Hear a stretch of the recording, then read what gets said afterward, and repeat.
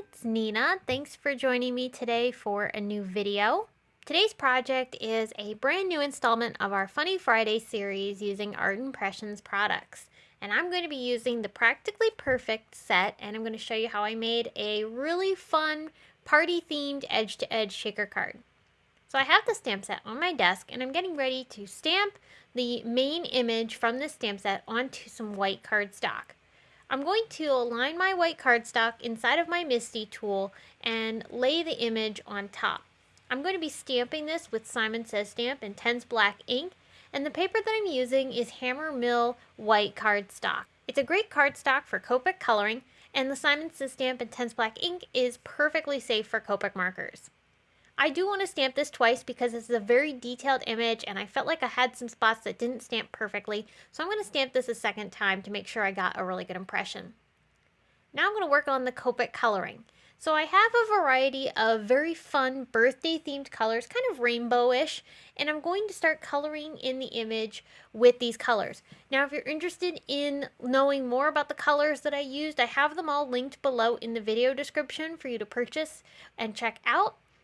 I also have all the other supplies that I used today, including the stamp set, linked there as well, and also over on the blog. One of the heaviest colors that I used throughout this image is pink. I really wanted the pink to kind of be the main color, and then have all the other colors kind of be supporting. These images are pretty detailed and small, so I'm not working with a ton of different markers and doing any complex shading. I'm mostly trying to just add a little dimension to the images and make sure there's lots of color.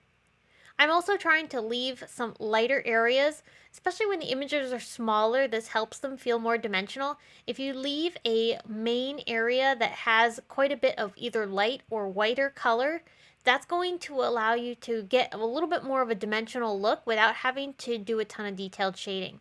So it's a nice trick that I like to use when I'm coloring a detailed stamp like this. For any of the hair color and the skin tone, I tried to go with something a little bit more neutral so that it didn't compete with the lots of color that I have going on in this image. This is a very busy image, so I wanted the browns and grays that I picked out to use as the neutral colors to have a very similar tone. So I used a lot of grayish browns, and I also used cool gray markers to use as the gray-black areas. For an image like this, I think if you have somebody in mind that you wanted to give this card to, I would totally color these women to look like you and your friends, because that I think would make the card so much more personal and a lot more fun for the recipient. So you could color each of these ladies to look like people you know. I especially loved coloring this cake. I decided to go with more of a chocolate looking cake, so I did a light brown interior and then a nice deep dark chocolate frosting. I think it looks really cool. And for all those confetti pieces that are hanging around the image, I used the same colors that I used throughout the image on the ladies' outfits to color those in as well. And those are going to be the colors that we're going to use throughout the rest of the card to help tie everything together. Now there is not a coordinating die for this image, but it's a pretty large image, so it's fairly easy to fussy cut. So I'm going to use my fine tip scissors to cut it out and just leave a white border around the image. Bringing in those same colors that we used for coloring the image itself, I'm going to use them to color in some streamers. So these streamers are from a Simon Says Stamp die set, and I'm going to head and coloring each individual party streamer a different color, so that way I have a nice variety of colors, and I'm going to color a whole bunch of these. I have 4 here, and then I have a few more set aside for later on in the project. So I'm going to stream these across my card, and I'm using Simon Says Stamp Craft Tacky Glue to adhere them down. Craft Tacky Glue is a really nice strong adhesive, and because this is going to be inside of a shaker card, I want to make sure that these party streamers aren't going to get disturbed by any of the sequins that are going to be laying on top of them and shaking around them. So I'm going to glue all 4 of these down onto this white slimline card panel. This is slightly smaller than a slimline card.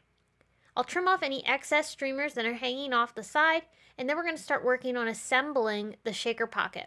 So we're creating an edge-to-edge shaker card here, and I want to make sure this stays together really well. So I'm going to take red line tape from Simon Says Stamp and cover all 4 exterior edges of this background panel, which is the back side, and we're going to make sure every inch of it is covered with adhesive. Then I'm going to remove the release paper on 3 of the 4 sides, leaving one of the release paper edges intact. That way I can start folding over a piece of plastic, which happens to be from some stamp packaging. I'm going to fold that over into the adhesive, and then that will create a pocket around this background panel that I can then fill with sequins. I pulled out a whole bunch of different sequins for this. You don't have to use the exact same sequins I used. I just happened to pull some things from my stash. I used a confetti mix that I had from Lucy's cards. Then I also pulled in some clear sequins. These are from Simon Says Stamp, and they're going to add a nice sparkly filler. Finally, I wanted some more color, so I brought in another rainbow mix of sequins. These are also from Simon Says Stamp, and I do have them linked below in the video description. I used those to add some larger sequins in colorful colors that matched well with the confetti pieces. I'll fold over that last edge of plastic to encase all those sequins inside of this pocket, and that's going to make my edge-to-edge shaker card, which looks absolutely awesome with these women. I wanted to make sure that they were grounded, however, so I did cut a piece of fog gray cardstock from Simon Says Stamp into a small strip. It's a little over 1/2 inch, and I'm going to go ahead and put that down along the bottom and then adhere the women on top of that to make it look like they're actually standing on something and not just floating in midair. I do want to make sure that they have a little bit of dimension underneath them, a little bit of shading, so I did use a couple of gray markers to add a ground area underneath their feet. Those extra streamers that I set aside, I'm going to use them now and glue them to the outside of the shaker. So what we're doing is we're having some sequins inside the shaker and some outside, and that helps give a little bit more of a realistic look because the confetti looks like it's falling in between the streamers, so it's kind of fun.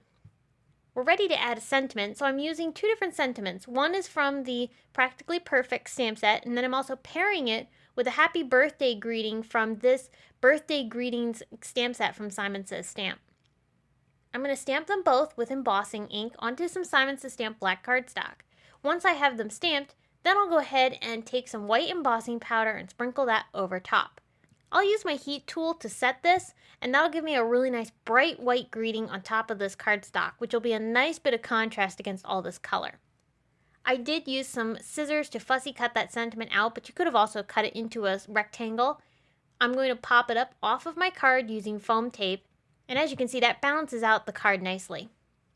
For a background on my slimline card, I'm going to go ahead and attach this holographic rainbows cardstock strip that I cut to be the same size as my card. So I glued that onto the card base, and then I put redline tape on the back side of my shaker panel so that I can adhere this to my card base. This is a glossy surface, so you do want an adhesive that's going to work well on specialty cardstocks, and redline tape is great for that. It's a great strong adhesive that adheres to so many surfaces, including specialty papers.